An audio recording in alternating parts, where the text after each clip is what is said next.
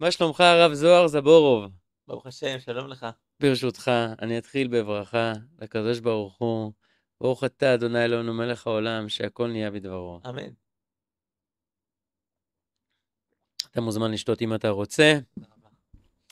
אז ככה, ברוכים הבאים לפרק נוסף של בין החיים לעסקים, הפודקאסט שבו אנחנו פוגשים אנשים שמעיזים לחלום, לפעול, להשפיע לא רק בעסקים, אלא גם בלבבות של אנשים.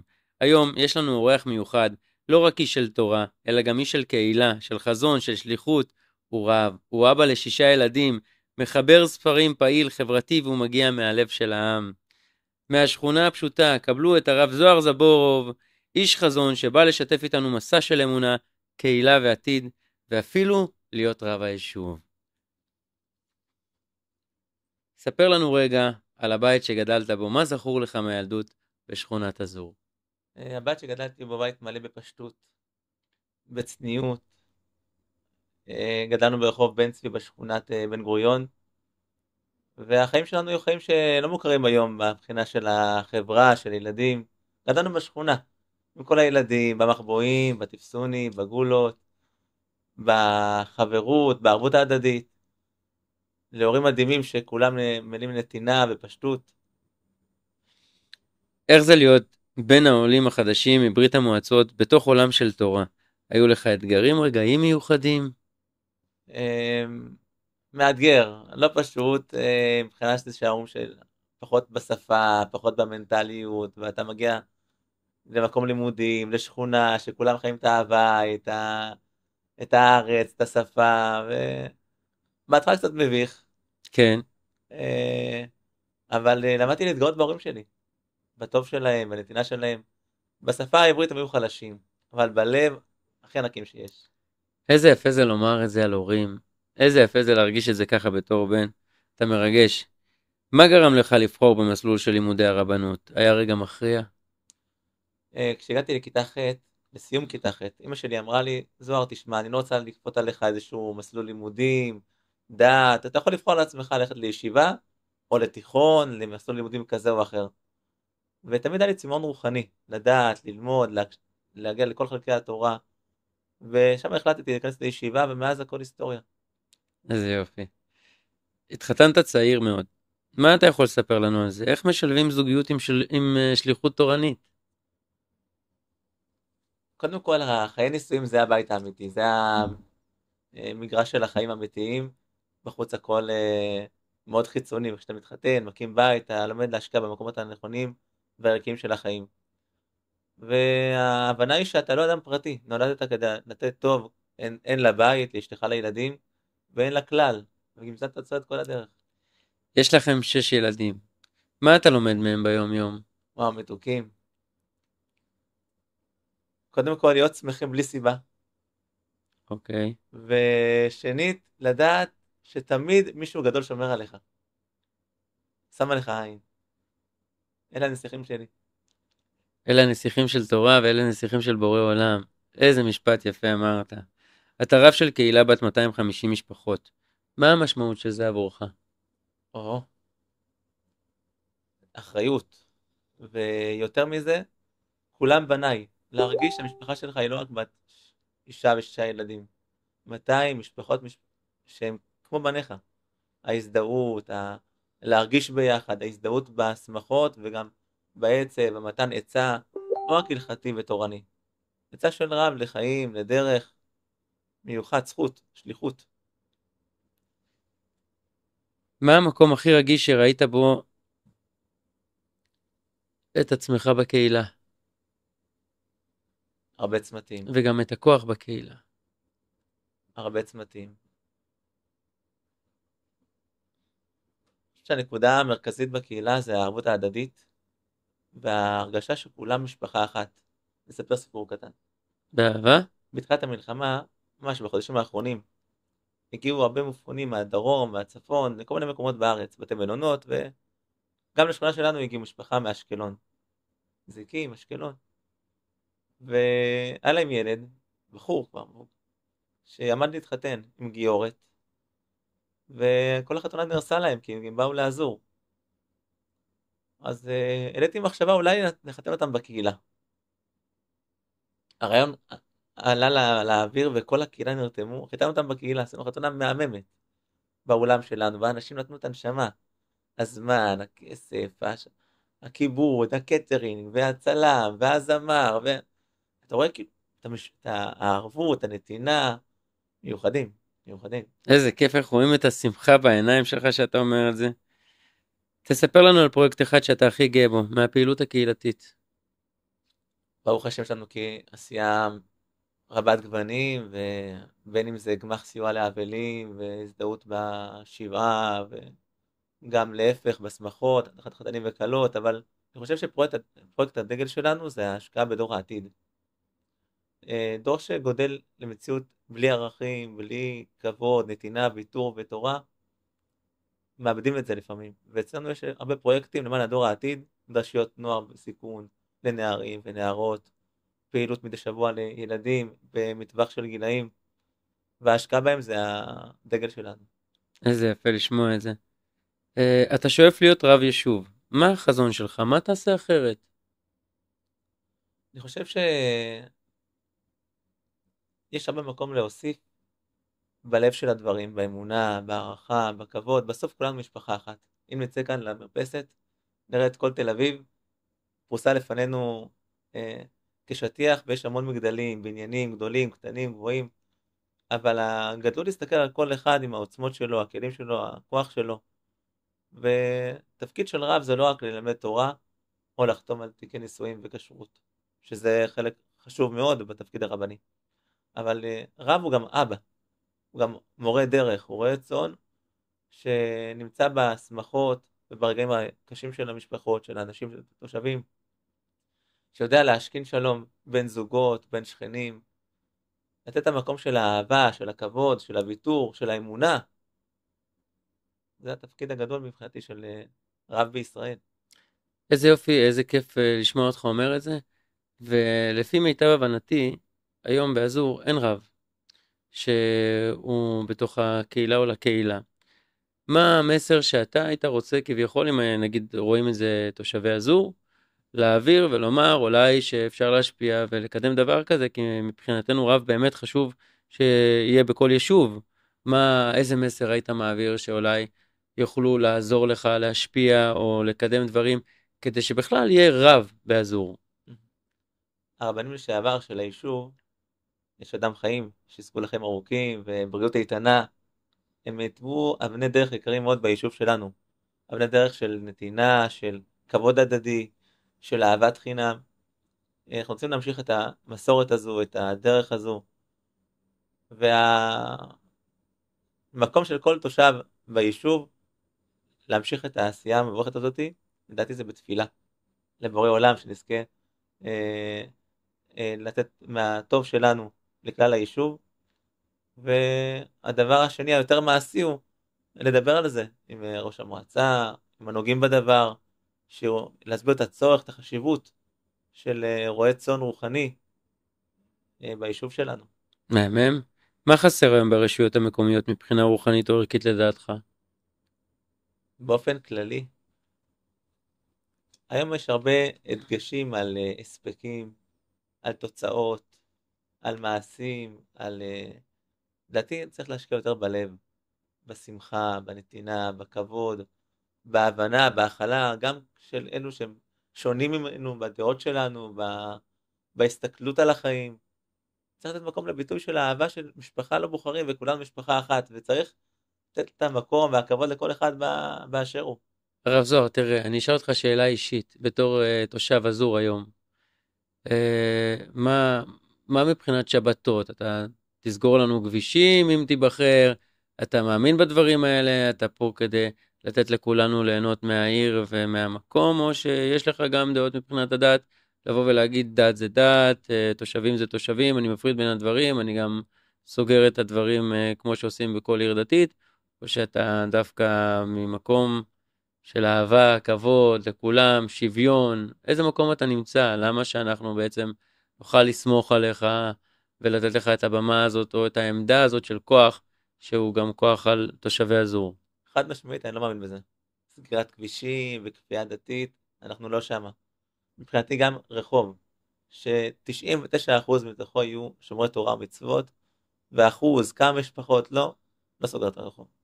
אני מעדיף לראות את אותו יהודי שלא שומר תורה ומצוות, להגיע עם הרכב, או נוסע ברכב, להגיד לו שבת שלום, ולברך אותו מכל הלב, שיהיה לך הצלחה וחיים טובים, מאשר לראות אותו יורד במחסום מחוץ לרחוב, ומקלל כל הדרך את התורה ואת השבת ואת היהדות. זה לא מועיל לאף אחד מהצדדים. כל אחד יחיה את האמונה שלו, בכבוד, והערכה לאחד לשני. הרב, אתה משמח אותי באופן האישי, כיף לשמוע דבר כזה. אז מה שאת אומר, שאם בן תורה פונה אליך, או אדם פשוט מן המניין, שהוא לא בן תורה, כולם שווים בעיניך. מהמם. בתור רב שמחזיק קהילה של 250 משפחות, מה הקסם שמחזיק את הקהילה לאורך כל כך הרבה זמן?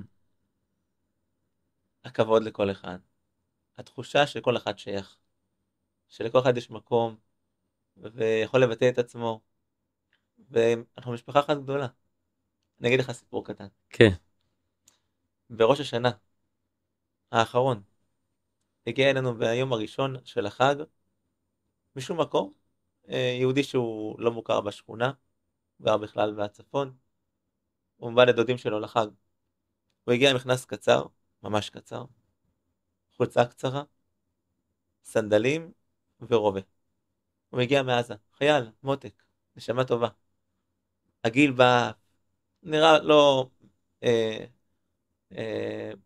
בחיק היהדות, ושאל מה עושים עכשיו. אמרתי לו, יש תפילה, אתה מוזמן. הושבתי אותו בשורה הראשונה של בית הכנסת. הוא אמר לי, הרב, הגעתי מעזה לחג, ואני מוצא חג חוזר חזרה לשם. בירכתי אותו. אחרי 5 דקות הוא בא אליי, אמר לי, הרב, אני הולך הביתה. אמרתי לו, מה קרה? אמר, לא נעים לי. תראה, כולם מגיעים בחג, מכנסיים שחורות, אלגנט, חולצות לבנות, מכופתרות, כל אחד מגיע כזה מבוסם, יפה. אני מרגיש לא בנוח. הרב, אני הולך. עמדתי, חיבקתי אותו, אמרתי לו, תשמע, תדע לך שבית הכנסת זה בית של הקדוש ברוך הוא. הבית של אבא שלך ושלי. כשילד מגיע לבית של אבא שלו, הוא לא מסתכל איך הוא לבוש, מה הוא מדבר, איך הוא מתנהג. הוא מחבק אותו, בוא בני, הוא אוהב אותו. השם אוהב אותך, לאן אתה הולך? תרגיש בבית. נכון. הוא אמר לי, רגשת אותי. הוא נשאר עד סוף התפילה. איזה אלוף אתה, איזה אלוף. תשתף אותנו ברגע אחד שקרה לך בקהילה, ברגע של שינוי.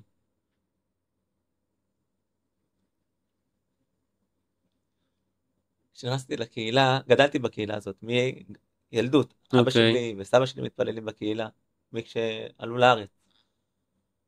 וכשנכנסתי לקהילה, הקהילה הייתה במקום אחר. מבחינת כמות ואיכות, חיבור לדעת ועשייה, הייתה במקום אחר לגמרי. וקיבלתי על עצמי בשנה הראשונה, לא להגיד מילה. לא להעיר, לא לשנות, לא להביע דעה בדברים רגישים, לא להביא את כל הידיעות שיש לי והתובנות והשאיפות, פשוט להכיר. להכיר, ללמוד, להרגיש. ואחרי שעה שראיתי שאני מחובר בלב של הקהילה, והם מחוברים אליי ללב, אנחנו מגיעים מאותו מקום של חיבור לקדוש ברוך הוא, התחלנו לאט לאט להוסיף, לדבר, להסביר, והכל בדרכי נועם. ומשם הכל היסטוריה. איזה כיף. אם מישהו מהאזור רוצה להיכנס לקהילה שלכם, אתם מקבלים אותו בברכה? מה זה? הקהילה שלנו מגוונת מאוד, היא לא קהילה סגורה. יש לנו בקהילה את כל הכיפות והלא כיפות, את כל הגוונים והצבעים, והמקום פתוח לגמרי, ואנחנו גם חיים את היישוב. איזה יפה לשמוע אותך ככה מדבר. ספר לנו על הגמחים שהקמת, איך זה התחיל ולמה זה כל כך חשוב? אז מהעשייה שלנו ביישוב, רבת השנים, יש כמה דברים שהם עומדים בלב ליבה של המשפחה היהודית לגווניה.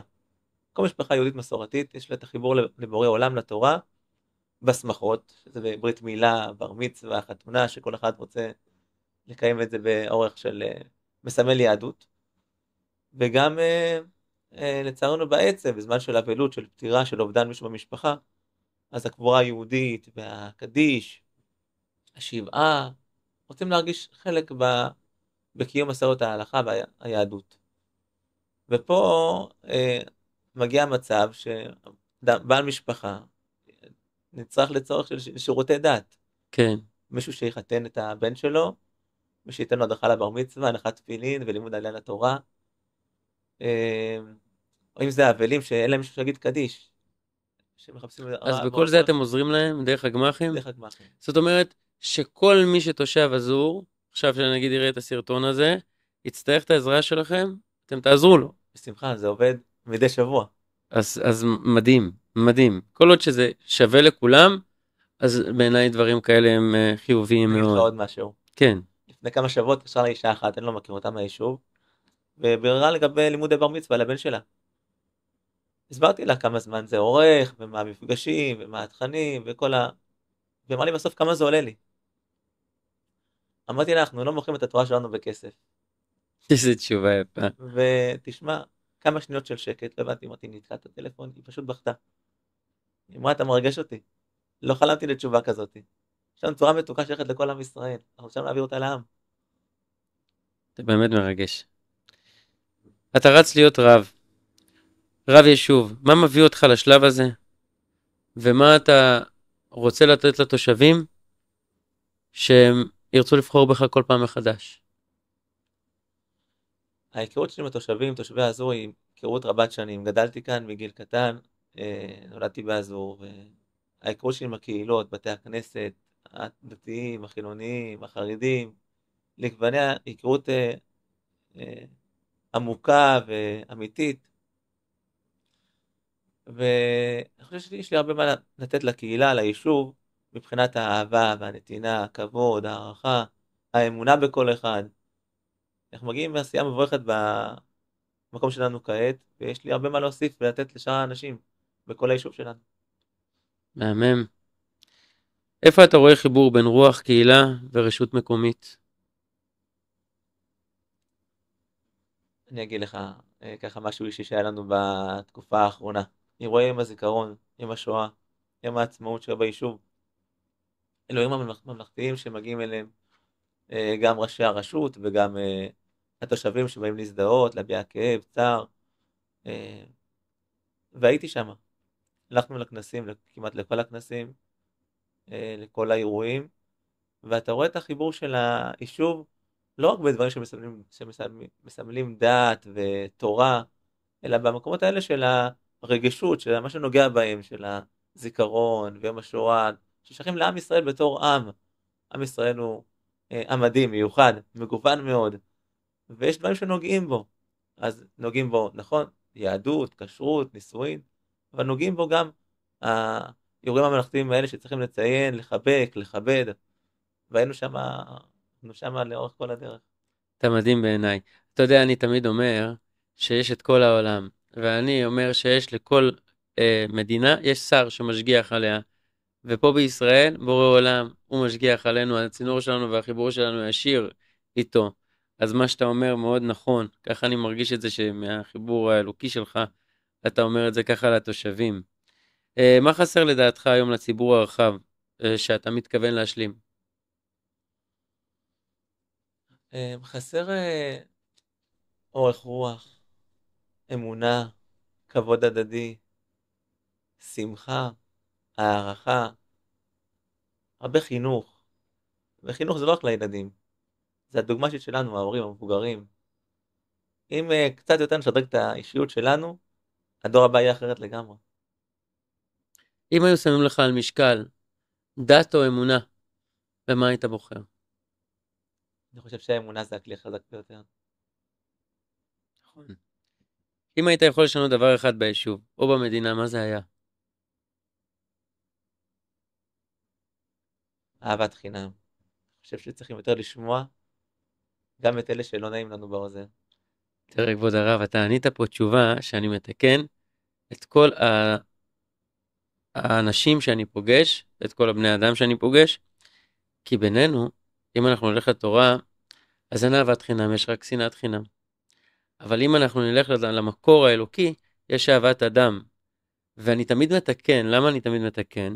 לא מבחינת להיות מעל מישהו או במקום של כביכול הבנה יותר גדולה, אלא להיות בשביל מישהו כדי שההבנה תתחדד ובאמת נקיים את זה. כוח המילה הוא כוח חזק, כוח הדיבור זה כוח הכי חזק שאפשר. אז אני דוגל באהבת אדם, לומר אהבת אדם ממש, להנגיש את זה. כי אהבת אדם היא באמת חזקה יותר. אהבת חינם היא לא קיימת. אין דבר כזה שנקרא אהבת חינם. והלוואי, הלוואי וניצור את הדבר הזה של אהבת אדם ולא עוד סיסמה, למרות שכולם אומרים אהבת חינם, וגם אני השתמשתי בדבר הזה רוב חיי, עד שחידדתי את המילה, וזה מקסים בעיניי, איך שאתה אומר את הדברים, ואיך שאתה מנגיש את זה החוצה, ואני רואה אותך בנשמה שלך, אני יודע לקרוא עיניים של אנשים, אז אני רואה בנשמה שלך איך אתה כל כך שמה, אז זה כיף לראות את הדבר הזה. ומתוך כל השנים שלך בלימוד, בקהילה, מה הדבר הכי חשוב שלמדת על בני אדם? וואו. אני מאוד אוהב, יש לי אהבת ישראל ענקית, ותדע לך שאל תסתכל בקנקן אלא במה שיש בו, כל אדם, כל איש, כל אישה, יש בהם נפש, נשמה אלוקית גבוהה, מיוחדת, מיוחדת, מיוחדת, וצריך רק לגעת, צריך את המילה הטובה, להיכנס בפנים לעומק, ואתה רואה עולם מקסים, עולם מקסים. הרבה פעמים אנחנו מקטלגים אנשים לפי הכיפה שלהם, או בלי הכיפה שלהם, לפי צבע הפנים, לפי התספורת, לפי הג'ינס הקרוב. זה לא שם, זה להיות עיוור. אתה יודע, כל אחד כמה עוצמות יש בתוכו, כמה טוב, כמה... אין סוף של דברים מיוחדים. וכמו שאומרים כמה טוב השם. כמה טוב השם. וכולנו חלק מהשם. מה נותן לך כוח בימים קשים?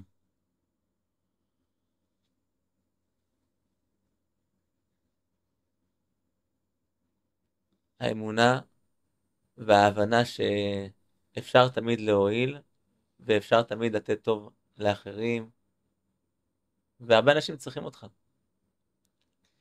ובאת בשליחות, באת בשליחות, יש לך הרבה כוח לתת. והקושי זה רק, פעם מישהו אמר, שהאור זה לא סימן החושך זה לא סימן שהאור קבע, זה סימן שהאור כבר בדרך. זה כן. האור כבר בדרך. למדת בישיבות בני ברק, יחסים, איזה רגע הכי חקוק לך מהלימודים שם? אני אגיד משהו אישי. כשהייתי בבני ברק, בישיבה הקטנה, בגיל 15-16, הייתי מגיע הביתה שבת שלישית, סוגר 21 יום בישיבה. וכשנכנסתי לישיבה, ביום ראשון, מוצא שבת, לפני כן, אבטלה, אבא שלי עושה אבטלה, פשוט בכה. הוא בכה שהוא לא ילך לראות את הבן שלו, בן 14-15, 3 שבועות. זה חיבר אותי יותר לבית. וואו. וכשהייתי בישיבה, היו לו רגעים של קושי, אתה יודע, אתה מחוץ לבית, אהבה של משפחה, אחים, אחיות, חברים, אתה כל היום לומד, הרגעים שחימו לי את הלב ממש, נתנו לי כוח, כשאמא שלי שתהיה בריאה, אמא שלי מיוחדת מאוד, היא הייתה מגיעה ב2-3 אוטובוסים, מיזור, תחנה מרכזית תל אביב, ומשם 54 אוטובוס של דן לבני ברק. הייתה עוברת מסע שלם כמו יציאת מצרים כדי לראות את הבן שלה. לראות אותי, הביא לי איזה בפלה, לקחת אותי לאכול בגט טוסט. וזה חיזק אותך. זה נתן לי הרבה כוח. וואו, איזה מרגש, אתה מרגש. חיברת 7 ספרים, איך מגיעים לזה? מה הניע אותך? החיים הם, החיים פעם אחת, ואסור לפספס אותם. כל אחד יש בו יכולות, כוחות, שאיפות, צריכים להגשים את כל הכלים ששם נתן לנו. הספר הראשון שכתבתי, הייתי בגיל 19, חיברתי פרושים על הגמרא. האמת שדוד שלי, רפאל, שברי נתן לי ככה את הפושט, תכתוב ספר, תכתוב ספר, תכתוב ספר. מה אני, בחור צעיר, מה אני אכתוב, מה אני? תכתוב אני מאחוריך. אז כתבתי חוברת נחמדה על גמרא, מסכת סנהדרין, הוא עמד מאחורי כל ההוצאות, נתן לי ככה דרבון. הספר שני גם היה בישיבה, הייתי בגיל 20. השלישי קראתי לו עדי זהב, זה היה על שם אשתי עדי. חיברתי את זה בחתונה שלנו, חידושים על התורה, וכאילו לנו דברים שהתחדשו תוך כדי הלימוד, תוך כדי אסור להסתכל על החיים ברדידות, צריך להסתכל על העומק של החיים, עומק בבני האדם, עומק בזוגיות, בילדים, וגם עומק בתורה. כשאתה לומד תורה, אתה לומד דברים רוחניים, יש מה בין השורות. וככה באו הספרים האלו. לאחר החתונה, בלימודי ההוראה שלי של הרבנות, נכנסתי גם כן לבית ההוראה, מענה הלכתי, שאני זמין במשך כל השבוע. מענה עובד 24 שעות ביממה, אני עונה רק כמה שעות כל יום, לאנשים מכל הארץ, גם מהעולם, ששואלים שאלות בהלכה, בהתייעצות עם רב. ואתה רואה את עם ישראל, את השאלות, את המקומות שמגיעים מהם, דברים מיוחדים מאוד. אז החלטתי לחבר מזה שו"ת, שאלות ושאלות בהלכה, דברים אקטואליים, בקצרה, עם מקורות הלכתיים. דיברנו 3 כרכים, הכרך האחרון יצא ממש בחג הפורים האחרון, פשוט כזו הרקיע חלק ג', והודעה נטויה בעזרת השם. איזה אלוף. הנה, יש לנו פה ספר אחד שהבאת לי מתנה, בזוהר הרקיע. כזו הרקיע, כן, זה על שמי. כן. והרקיע, השמיים הם הגבול, כל אחד יכול להגיע למקומות שהוא לא חלם עליהם. איזה אלוף. ולהאמין בעצמנו. שאלות ותשובות של 4 חלקי השולחן הערוך. כל הכבוד, כבוד הרב. איזה ספר הכי קרוב ללבך ולמה?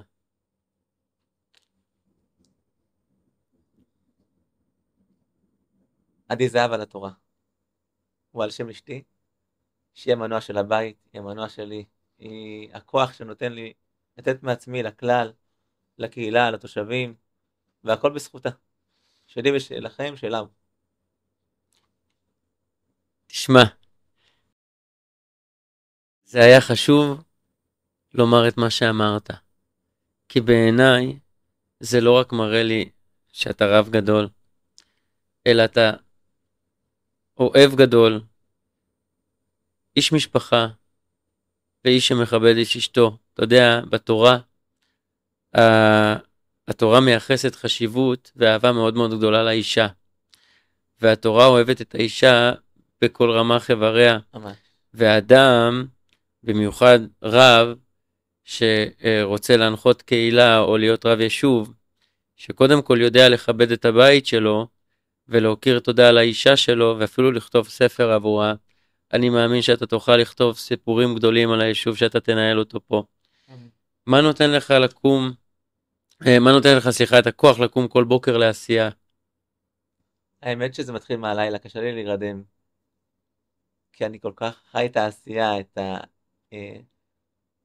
העשייה טוב, ולתת מעצמי, ולבנות. פעם פגש אותי אחד מחברי המועצה של היישוב. אמר לי, הרב זוהר, תראה, יש כאן פינוי-בינוי בכמה שכונות ביישוב. ראית? כאן כבר כמו בניינים, פה הולך לקום. אמרתי לו, תשמע, פינוי-בינוי זה מדהים, זה מיוחד, זה משדרג את היישוב שלנו כמה צעדים קדימה. אבל לדעתי החלק היותר משמעותי בחיים זה לא לבנות בניינים, לבנות אנשים. וואו, וואו. וואו, איזה משפט חזק. זה לא לבנות בניינים, זה לבנות אנשים. וואו, כל הכבוד לך. רגע אישי שבו כמעט נשברת, איך עברת אותו? לא זוכר כזה. מהמם. מה המסר שלך לצעירים שמרגישים קרועים בין החיים המודרניים למסורת? כמו פאזל גדול של 1000 חלקים, כל חלק הקטן ביותר, השולי ביותר, הוא נצרך, הוא חייב אותו בשביל שהפאזל יהיה שלם. לכל אחד, גדול, קטן, קרוב, רחוק, יש מקום בעולם של הקדוש ברוך הוא. צריכים להקשיב אותו. אני אשאל אותך שאלה, היא לא פשוטה, אבל היא שאלה. נפתח בשאלה שכל ילד שואל, מי זה הרב זוהר זבורוב כשמכבים את המיקרופון? איש של אהבה, של נתינה, של שמחה וכבוד הדדי. הרב זוהר היקר, היה לך כיף להתארח אצלנו? ממש נהניתי, אתה כזה מיוחד, מתוק, נעים, חינני, עלה והצלח. היית ממליץ לעוד אנשים להתארח פה מבחינת האנרגיות, השאלות, החיבור? ממש. הלב שיש כאן, זה לא המילים, זה לא התאורה, זה לא האביזרים, זה הלב, הכל כאן לב, לב אחד ענק. איזה כיף.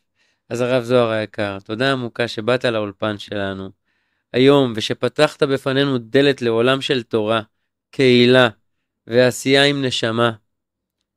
בעידן שבו כל אחד רץ, אתה עוצר, מוביל, מחבר, מזכיר לכל הצופים שלנו שיש דבר כזה של אמת. הרב, תודה לך על האמת שאתה בא איתה. ואנחנו גם נגיד למאזינים, לצופים שלנו, שאנחנו מתחילים שיעורי תורה כל יום שני באולפן של סמיילי בוקינג, באולפן של בין החיים לעסקים, Life to Bees, והזכות הגדולה לפתוח את זה דווקא איתך.